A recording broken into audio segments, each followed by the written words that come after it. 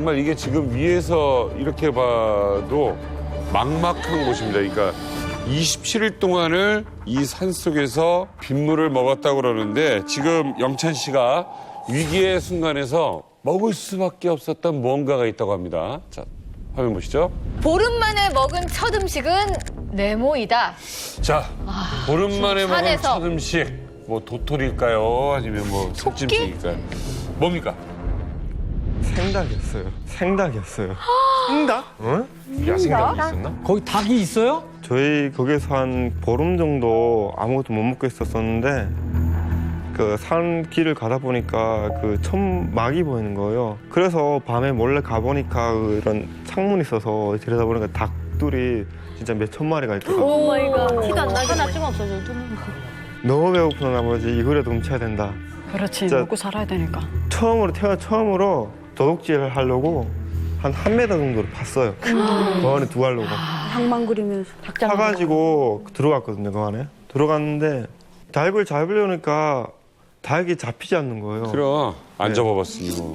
게다가 그 할머니가 어릴 때 그 닭 먹이 줄 때 구구감 주잖아요. 그 생각나서 그 모래를 한 점 줘가지고 이렇게 하니까 닭들이 오더라고요. 그런 거 잡았는데 닭이 저보다 힘이 더 세요. 잘 먹었어. 중국 닭. 힘이 더 세요. 그냥 도망가는 거예요. 이야. 가만히 안 고민하다가 그 닭 잡을 때 목을 비틀잖아요. 그 생각이 나서 다시 일다가 그냥 잡자마자 바로 그냥 목을 그냥 어떻게 그렇지? 그렇게 다 하고 그냥 갖고 산에 부모님인데 올라왔는데 라이터는 있는데 불을 켤 수가 없어요. 불을 켜면 잡히니까. 해서 그 털을 벗기고 해서 생고기를 먹어봤어요. 저도 이거 산속에서 살아봐서 이 심정을 너무 잘 아니까 저도 이런 생고기도 먹어보고 제가 이 개구리랑 정말 무서워합니다. 네. 그 배고프니까 그 사람 개구리를 제 손으로 잡답니다. 너무 배고프니까. 그러니까 저도 이 심정을 이해한단 말이에요. 네. 신돈 여사. 네. 신돈 여사는 뭐 어디서까지 생활해 보셨어요? 제일 처음에 나도 그 힘든 생활할 때 산속에서 힘들었는데 이 사람들은 지금 생닭을 먹었고 개구리 새끼를 먹었다고 하는데 저는 그러지를 않았고 그 묘지들을 찾아다녔어요. 묘지들을 찾아다녔어요. 왜? 묘지를 찾아다니면서래 설마.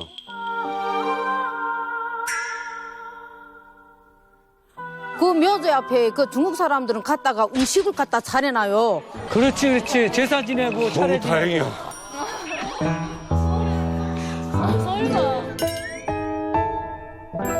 그 나는 산속에서 중국으로 도망쳐서 나올 때 나는 멧돼지를 이렇게 만났댔어요. 그러니까 멧돼지가 한 소만 하더라고. 새까만 게 이빨도 이거 거짓말이 아니라고. 이빨이 이만하더라고. 이빨이 이만하더라고. 맞습니다. 거짓말이 아니라. 송중엄마 진짜죠? 진짜입니다. 아니, 진짜입니다. 1%도 거짓말이 아니야. 1%도 거짓말이 아니야. 니네 다 못 봤어 그거. 우린 직접 봤어. 맞는 말이 저희 남편이 살았을 때 우리 후창군에서 진짜 유명한 사냥꾼이 됐습니다. 개로 5마리 지고 코끼리 앞서가 멧돼지 잡아오는데 있지 않습니까? 너무 커서 쟁기를 하나 100kg 맞에다 여치 못할 정도로 큰데 진짜 수컷 이빨이 이만합니다. 북조선 멧돼지가 이빨이 이만한데 중국 이빨이 이만해. 내 말 들어봐. 아니 신선이 말하는 중국 멧돼지가 잘 먹어서 더 크다. 내 말 들어봐. 멧돼지 주둥아리 요만해요. 요만해. 그러면 멧돼지 주둥아리 요만하면 야, 우리 그 이빨이 더 길게 나와. 대한민국 멧돼지는 멧돼지도 아니네. 맞아. 네, 아닙니다. 아니야. 여기는 멧돼지가 아니야. 멧돼지는 엄청 알겠습니다. 크다고. 자, 어쨌든 이 위기의 순간에 생닭을 먹을 수밖에 없었는데 그때는 배고파서 그냥 정신없이 먹었죠? 네. 근데 양명순 씨는 탈북길에 중국에서 은인들을 많이 만났잖아요. 영찬 씨는 어떻게 주변에 도움을 청할 수가 없었어요?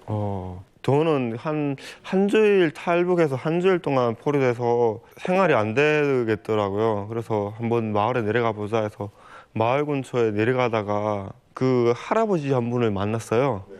근데 그 할아버지가 막 전화하는 게 막 그 느낌이 막 신고하는 그런 분위기더라고요. 그러니까 이거 아니다 싶어서 막 도망갔는데 그 변방대가 막 들이닥치고 해서 저희가 막 쫓겼었거든요. 엄마 영감이 신고했네. 쫓기다 보니까 누나는 신경 못 썼어요. 부모님을 제가 이렇게 챙기다 보니까 막 쫓기다가 저는 쫓길 데 없어서 또 보니까 여기 개울이 하나 오르는 거예요. 개울 속에 부모님 거의 들어갔어요. 그 안에 들어가서 막 금방대 거기서 왔다 갔다 하는데 막 소리가 꺼지면 물속에 들어가 있고 진짜 잠수해서 이렇게 들어가 있고 또 변방대 소리 안 나면 또 나와 좀 있고 숨 쉬고 그렇게 한 3시간 정도 있었던 것 같아요. 그게 8월 5일이거든요. 근데 그렇게 막 저녁이 좀 캄캄해져서 저희가 물속에서 나올 수가 있었는데 보니까 누나가 없었어요. 그래서 거기서 누나를 엄청 찾아다녔는데 누나를 끝내 못 찾았어요. 어떡해.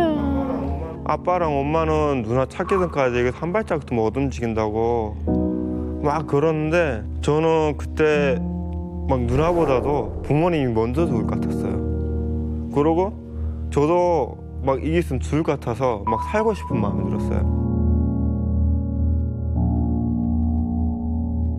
하루 반 정도 찾고 부모님을 설득해서 가자고 소리 우리 가자고 그러고 깡짜로 부모님을 끌고 제가 갔던 것 같아요. 야, 이게 진짜 극한의 상황이잖아요. 누나는 누나대로 잃어버리고 네. 변방대는 계속 쫓아오고 사실은 젊은 영찬 씨도 견디기 힘든 상황이잖아요. 근데 네. 부모님은 진짜 어떻게 버티셨을지가 궁금하네요. 부모님도 병이 좀 많으신 분들이었어요. 어머니는 걸을 수가 없어서 제가 업고 다녔어요.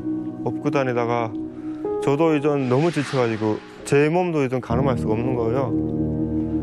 그래서 산을 올라갈 때는 제가 부모님을 엄마를 업고 올라갔어요. 업고 올라가고 내려갈 때는 엄마가 이렇게 산을 뒹굴며 내려가는 거예요. 아 그걸 보는 순간 제가 진짜 눈물이 났어요. 막 겉으로는 안 울어도 막 그걸 보면서 제가 업어줄 수 없는 마음이 너무 아팠어요 그때.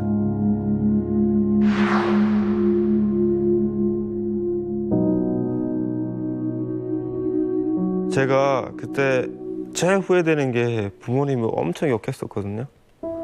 왜 이까지 와서 고생시키냐고. 북에서도 이렇게 고생 안 해도 다 먹고 살 수 있지 않냐.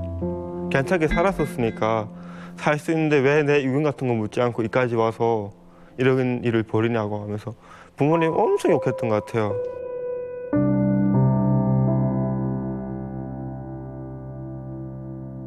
근데 부모님은 항상 그 산에 있으면서 나보고 먼저 혼자 가라고 부모님들 두고 혼자 가라고 너만이라도 살아야지 계속 저보고 먼저 가라고 했었어요. 그러다 그 마지막 헤어질 때 그러면 그 저보고 먼저 가서 도움을 청요라고 했어요 부모님이. 해서 제가 부모님을 산속에 숨겨두고 그러고 제가 도움을 청하러 내려갔었어요. 그렇게 부모님이랑 헤어지고 그 자리에 다시 가니까 부모님이 안 계셨어요.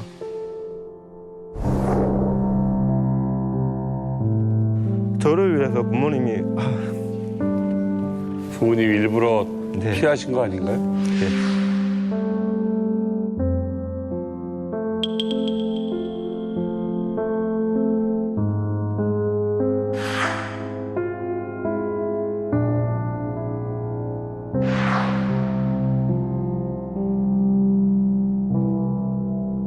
저를 위해서 피하신 것 같더라고요. 짐이 되기 싫어서. 네. 혹시나 주변에 있을까봐 주변에서 엄청 찾았는데 찾을 수가 없어서 그 산에서 며칠 동안 더 있었어요. 제가 그 부모님을 둔 곳에서 혹시나 오실까봐 내가 없는 사이에 뭐 어디 갔다 오실까봐.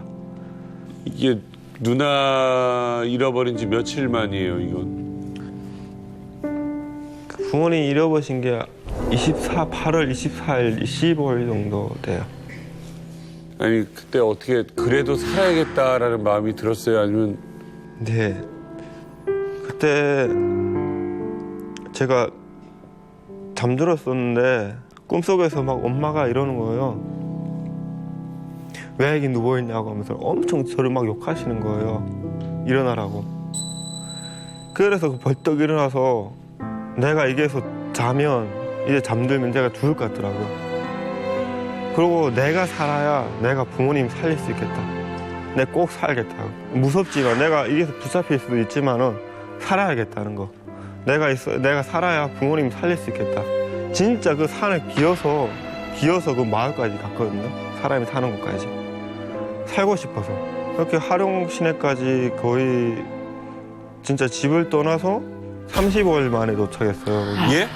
35일 만에 도착했어요. 제장 시간이네. 그게 솔직히 지도상으로 보면 되게 가까운 거리인데 그렇게 막 도망가다 보니까 막 경찰한 쫓기고 하다 보니까 그게 막 진짜 며칠이 걸렸던 것 같아요. 저는 상상도 못할 일이라고 생각합니다. 저도 산에서 제가 진짜 산길을 잘 탑니다.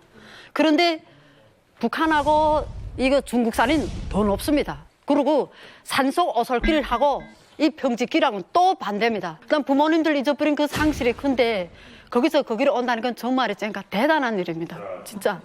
자, 그렇게 해서 걸어서 허름시까지 들어갔어요. 네. 우여곡절 속에. 거기 가서 옛날에 그 엄마가 같이 장사하시던 분이 한국에 계셨어요. 그분한테 전화하니까 그분이 브로커로 소개시켜줘서 브로커가 저를 데려온 거예요. 3일 만인가 왔어요. 새로운 브로커죠, 그러니까. 네, 새로운 브로커예요. 야, 그래도 그 전화번호를 외우고 있었네. 네, 부모님이 꼭 그건 외우라고 소리 했었어요. 네, 그렇게 브로커가 왔는데 브로커는 빨리 가자고 하는 거예요. 저한테. 가자고 하는데 저는 안 간다고 했어요. 나랑 같이 부모님들이랑 가자. 그래서 난 절대로 안 간다.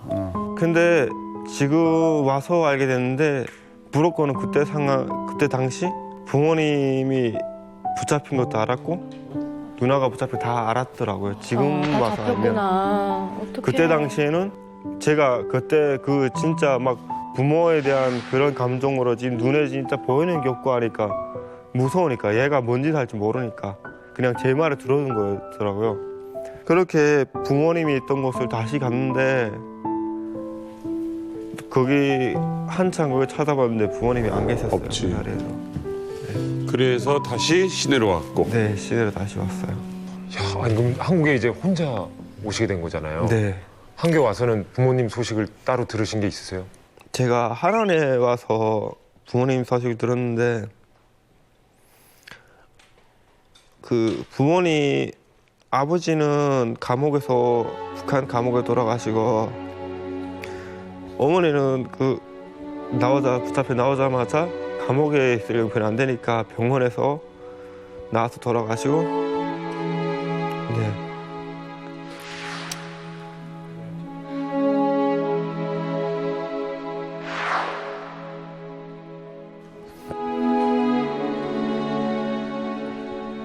예, 지금 엄마는 북송됐다가 이게 치료를 제대로 못 받으셨겠네요.